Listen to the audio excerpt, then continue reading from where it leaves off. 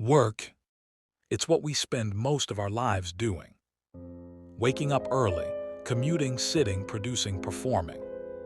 It's the backbone of civilization and the weight on almost every back.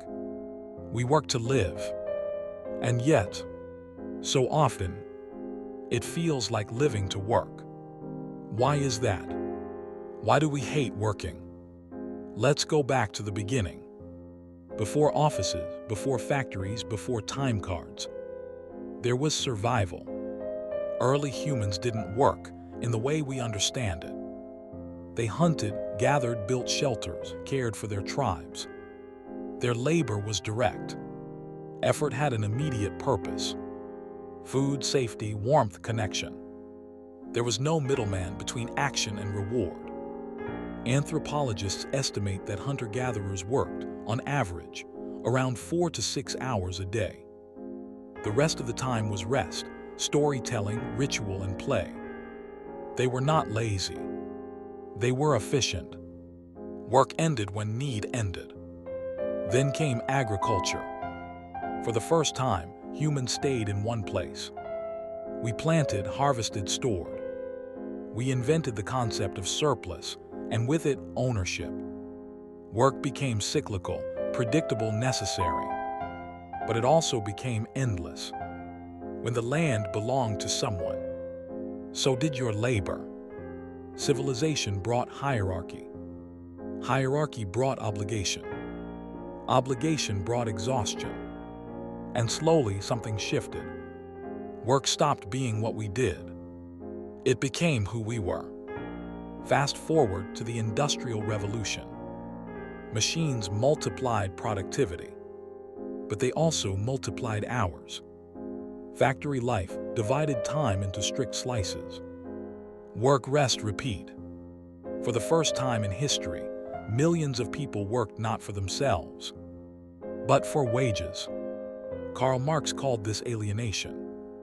He argued that industrial workers were separated from the meaning of their labor. They didn't see the whole product, only one repetitive part of it. The result was spiritual disconnection.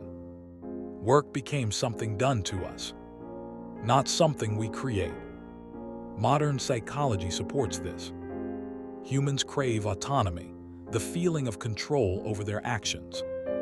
We crave competence, the sense that we're good at what we do. And we crave connection, that our effort matters to others. When those needs are met, work feels meaningful. When they aren't, it feels empty. Most jobs in modern economies fail, at least one of these. We trade time for money, meaning for survival. And when survival feels guaranteed, what's left is the dull ache of obligation. Neuroscience tells us the brain rewards purpose. Dopamine rises not just from reward, but from progress toward goals we value. But when goals are abstract, when work feels endless or disconnected, the brain shuts down motivation. We call it burnout, but biologically, it's learned helplessness. The mind stops trying to care. That's not weakness. That's defense. Our hatred of work isn't hatred of effort. It's hatred of meaninglessness. We can work for hours on something we love, painting, gardening, building, writing, and feel more alive than ever. So it's not labor we hate. It's the feeling of being used. Sociologists point out another layer. In the 20th century, as productivity rose, we expected more leisure, but instead we got more pressure. Consumerism replaced survival. Advertising made desire infinite. The more we produced, the more we needed to buy. So work became the price of identity. Our jobs became our names. What do you do became who are you. In that world, hating work becomes dangerous. Because to hate work is to hate yourself. Capitalism, in its most efficient form, turns human energy into output. But it often forgets that humans are not machines. We need rhythm, rest, variation, purpose. Instead, we get metrics, quotas, evaluations. The language of humanity, curiosity, craftsmanship, contribution, is replaced by the language of efficiency. You are no longer a person. You are a unit of productivity. No wonder it hurts. The irony is that work is essential to happiness when it's meaningful.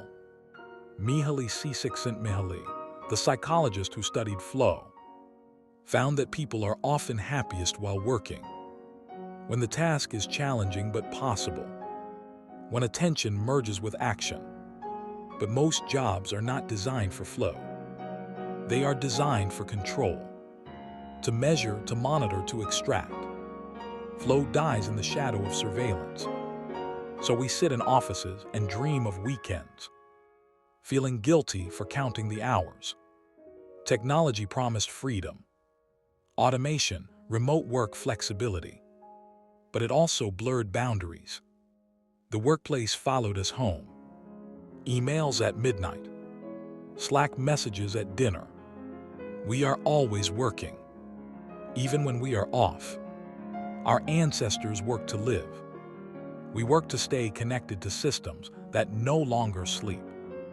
The result is a strange modern fatigue. Not physical, but psychological. A fatigue that comes from being always reachable, never free. Still, the hatred of work isn't simple rebellion. It's awareness. We are beginning to see that productivity is not the same as purpose. That growth for its own sake is a kind of addiction. That time is not just currency, it is life. We are slowly remembering that we are not here just to produce. We are here to create, to connect, to live. Work can be beautiful when it aligns with those things. But when it doesn't, when it drains without meaning, measures without empathy, our minds reject it. Hating work is the psyche's protest against dehumanization. But maybe hating work is also the beginning of changing it. When enough people question the system, systems evolve. We see glimpses already. Shorter work weeks, creative independence, people leaving jobs that pay well but starve the soul. The dream isn't to stop working. It's to stop working this way. So why do we hate working?